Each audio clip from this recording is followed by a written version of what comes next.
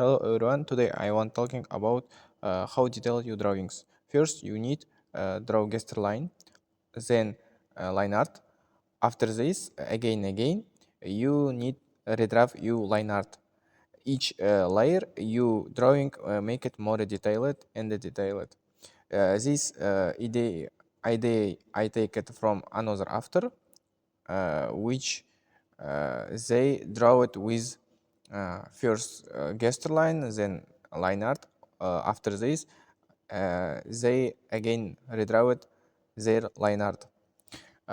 In next video, I will talking about how speed up this process because this process take very long time. Also, I want talking about how make more realistic and smoother U shadings.